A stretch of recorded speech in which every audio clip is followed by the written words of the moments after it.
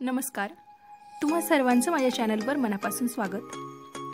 आज आपण ताकाची आंबट गोड कढी बनवणार आहोत। त्यासाठी इथे मी मिक्सरच्या भांड्यामध्ये 2-3 हिरव्या मिरच्या, लसणाच्या काही पाकळ्या आणि जिरे घेतलेले आहेत। त्याची आपण बारीक पेस्ट तयार करून घेऊया।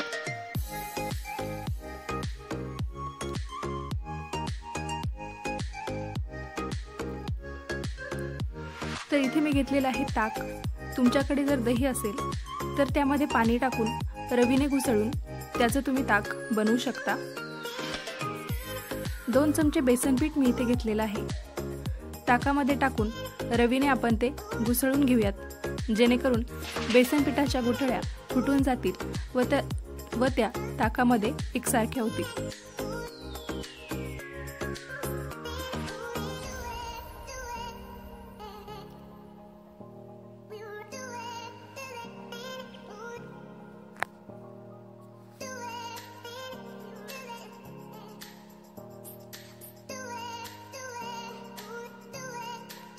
तर इथे तुम्ही बघू शकता बेसन पीठ ताकामध्ये व्यवस्थित मिक्स करून झालेला आहे। आता आपण गॅसकडे जाऊयात आणि कढी बनवायला घेऊया। गॅसवर मी एक पातेलं ठेवलेलं आहे। त्यामध्ये 2 चमचे तेल टाकलेलं आहे। तेल व्यवस्थित तापलं की त्यामध्ये घालणार आहोत आपण जिरे,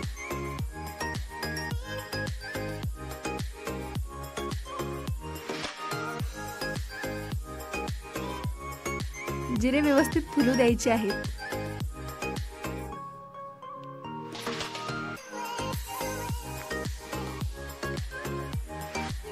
यानंतर यात आपण घालणार आहोत कढीपत्त्याची 10-12 पानं, चिमूटभर हिंग घालणार आहोत,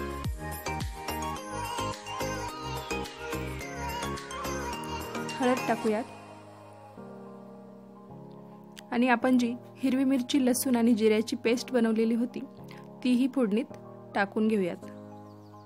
फोडणी व्यवस्थित तळली गेली की यात आपण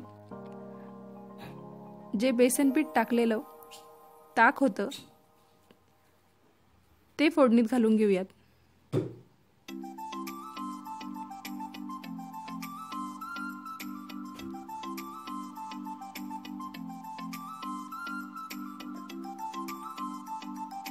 फोडणीमध्ये ताक व्यवस्थित मिक्स करून घेऊयात।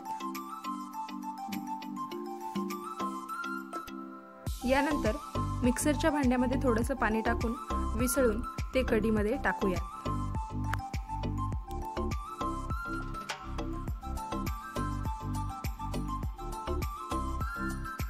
चवीनुसार मीठ घालून घेऊयात।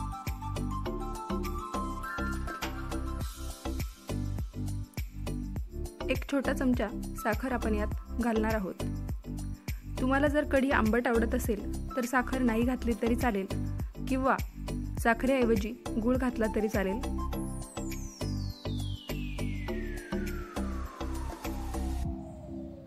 यानंतर 2-2 मिनिटाच्या अंतराने कढी आपल्याला चमच्याने हलवत राहायची आहे। कढीला आपल्याला उकळी येऊ द्यायची नाहीये। यासाठी कढी आपल्याला 2-2 मिनिटाने चमच्याने हलवत राहायची आहे, जेणेकरून ती फुटणार नाही।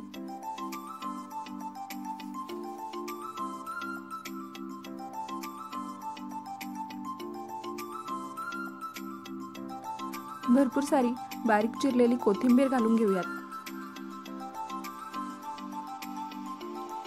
आणि गॅस थोडासा फुल करून चमच्याने कढी हलवत राहूया। अगदी 5 ते 7 मिनिटात कढी तयार होते।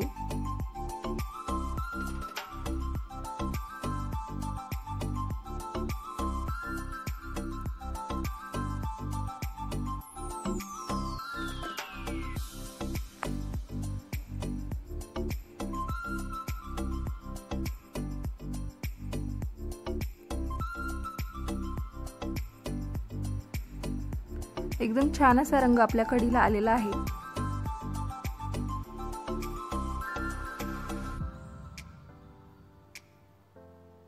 गॅस बंद करूयात आणि कोथिंबीरीची काही पानं टाकून कढी सर्व करूयात। भातासोबत किंवा चपातीसोबत सर्व करा कढी। तर कशी वाटली आजची रेसिपी मला कमेंट्समधून नक्की कळवा। तुम्ही माझ्या चॅनलवर नवीन असाल आणि चॅनलला सबस्क्राईब केलं नसेल तर जरूर करा। पुन्हा भेटूया एका नवीन व्हिडिओसोबत। तोपर्यंत